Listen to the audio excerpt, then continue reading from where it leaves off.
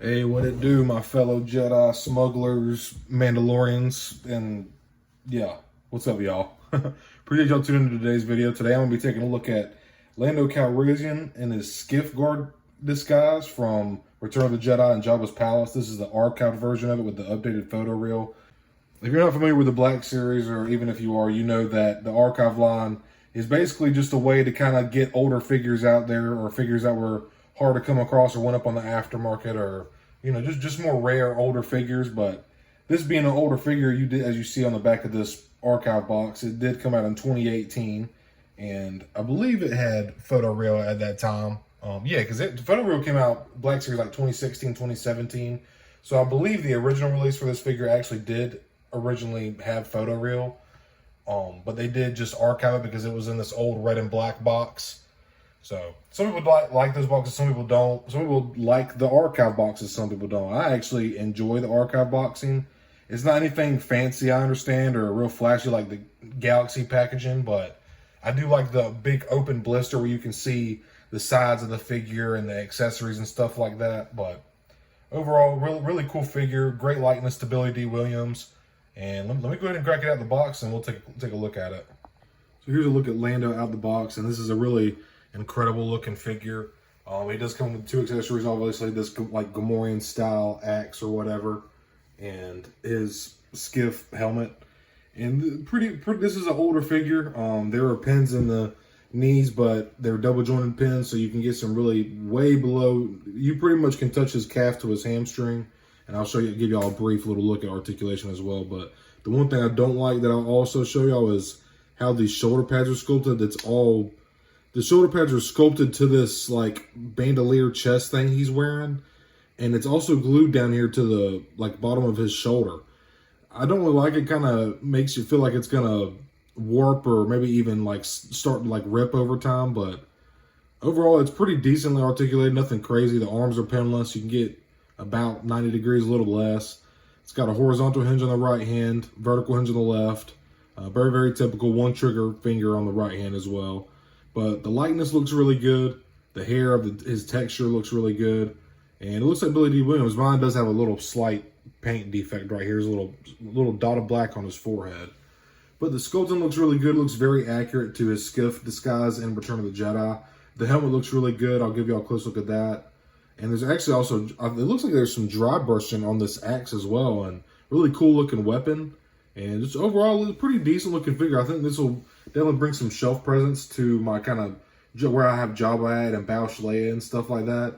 I still really need to get some Gamorrean guards, like really bad, man. That would just really flesh that part of my shelf out very nicely. But I'll give y'all a quick little rundown of articulation real quick, some of the closer paint and sculpt details.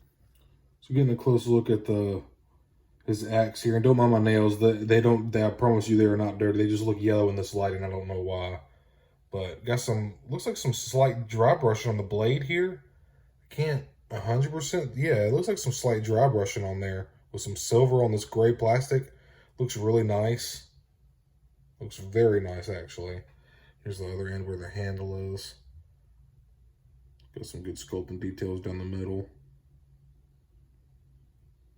I guess these would be like where he grips it on these, like the knurl, like almost like a barbell, like where the knurling would be. I have to look at a picture for reference, but that looks good.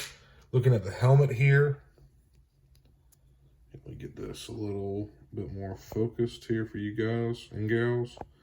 Really nice sculpting on the helmet here. Got some spikes here. Looks really nice. Very nicely sculpted. Here's the inside. You can also see how they kind of raise, how far the spikes come off the helmet. I like this color brown. Looks very like leathery. Got some nice texture on there. Looks just like it does in Return of the Jedi, like it's supposed to. Looks great.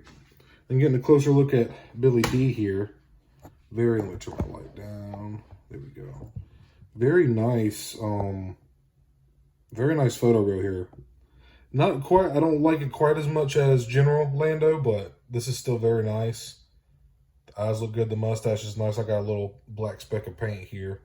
I might touch that with some acetone and just be very careful not to get it on the hair, because I will strip the paint right off. But the details on the hair looks good. Looks very wavy, somewhat curly, like Billy D. It looks like Billy D. Williams' hair, like Lando's. Got somebody sculpting on this chest piece here, his armor, as well as on the shoulders here. And here's what I was saying about the way it's sculpted in. It's molded together, and this does not. It's this bottom piece of the shoulder pad is glued to the bottom part of the shoulder, almost as like the side of his bicep, where his like brachialis would be. And it just is. I wish this was sculpted. This piece right here, which was sculpted on to the chest. I feel like that would be, but at the same time, it doesn't. It comes up, so maybe it's not as big a deal. And I don't plan on putting him in any kind of crazy poses. He's just going to be standing there with Zach, so I suppose it's not really that big of a deal. Just me nitpicking. Got some nice sculpting here.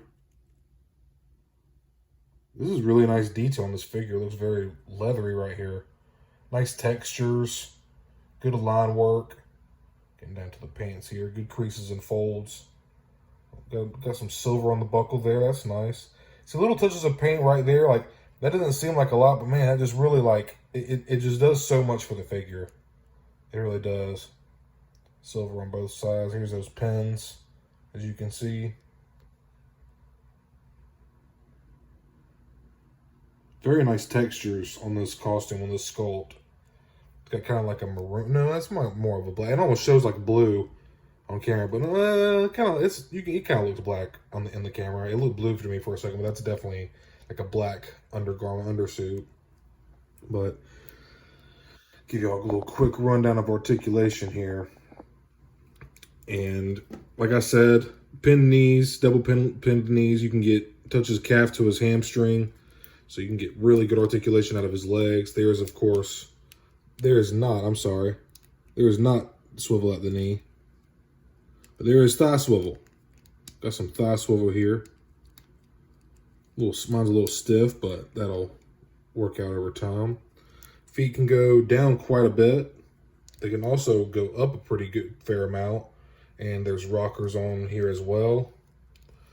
Getting down to the arms with the shoulder pads, they do get jumbled up like this just because they're glued to like this bottom of his shoulder. But you can get a decent T position out of him without forcing too much. Let me put it back down. Arms, I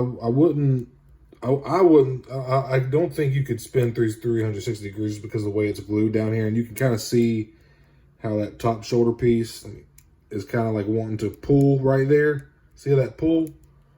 But, you know, no big deal. It's me nitpicking. Got forearm swivel here. Or not forearm, elbow swivel. And they can get to a little below 90 here.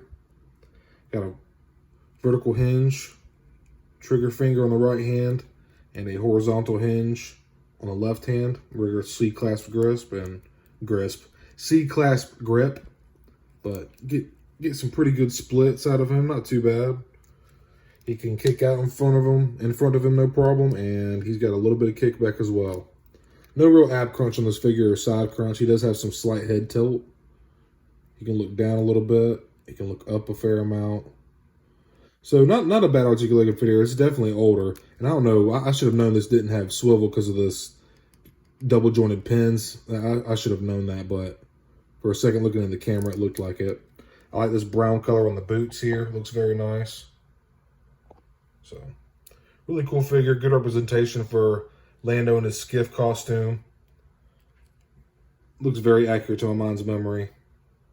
The armor's nice. I kind of like this goldish brass silver paint they have going on for it. Looks really nice. And good with that, I like to put his helmet on so you can get it to line up because it is kind of shaped a little funny and it sits on his head weird. But doesn't sit quite like a normal helmet, but I just kind of tuck my thumb under his chin here.